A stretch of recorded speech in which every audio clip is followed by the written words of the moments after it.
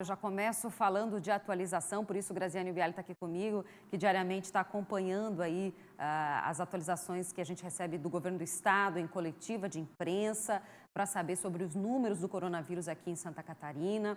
A gente já tem uma atualização nova e vários dados, né, Grazi? Acho que a gente já pode começar, inclusive, mostrando para o pessoal de casa o nosso primeiro telão aqui, que tem os números, né, da linha do tempo. Vamos lá. Olha só, ontem a gente trouxe então que eram 109 casos confirmados e hoje passamos para 122. Desde o começo esse número vem progredindo, mas agora de uma forma um pouco mais contida, né, Grazi? Foi isso que a gente viu hoje. Crescimento de ontem para hoje de 12% nos casos, né? Nós chegamos aí na semana passada a dobrar o número de casos e agora a gente já consegue, com essas medidas que o governo vem tomando com relação à questão das pessoas ficarem em casa, a gente já consegue perceber de fato que essa curva em que temos o crescimento, ela está sendo mais esticada, que é esse o termo que eles têm utilizado, né, Bruna? E aí a gente tem o seguinte, nesse momento, 325 casos suspeitos, Grazi. O que isso significa?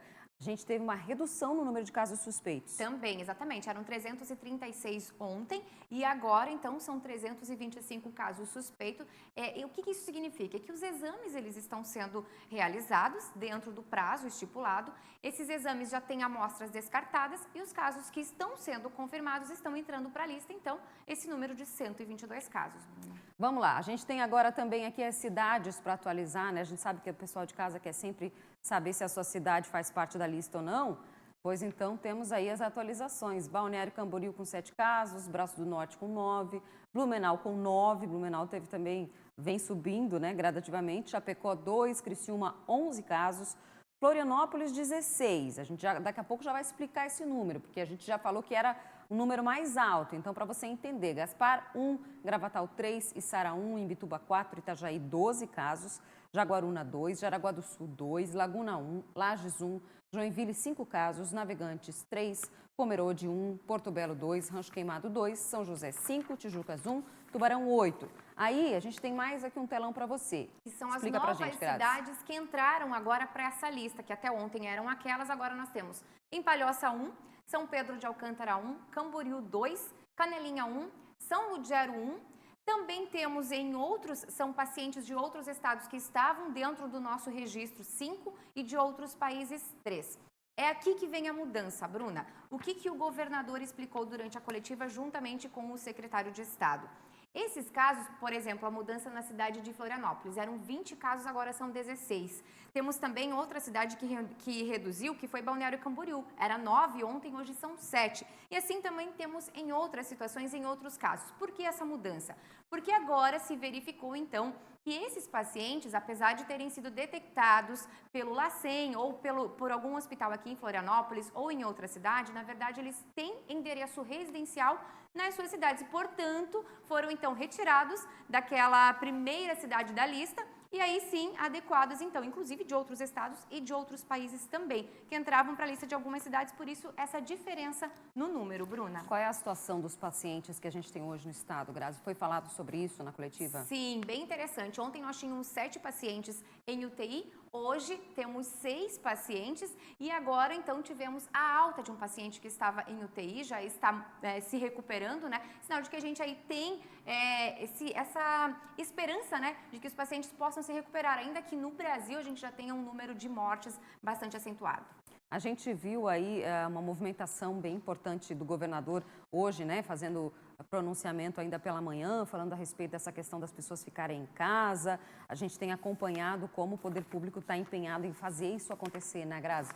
Foi falado sobre isso hoje na coletiva. Em que tom que foi falado sobre isso? A gente sabe que hoje, durante o dia, durante a tarde, teve uma videoconferência entre os governadores aí, o governador Carlos Moisés esteve nessa videoconferência. A gente tem até imagem, eu acho, para mostrar ao pessoal de casa, porque são esses momentos que vão começar a direcionar o caminho que a gente segue a partir de agora. Exatamente. Nessa videoconferência, né, ele conversou com outros governadores de outros estados que estão numa situação semelhante à nossa. Santa Catarina se antecipou, saiu na frente, né, quando fez essa questão da quarentena com lojas, com comércios, enfim. Então, o que acontece?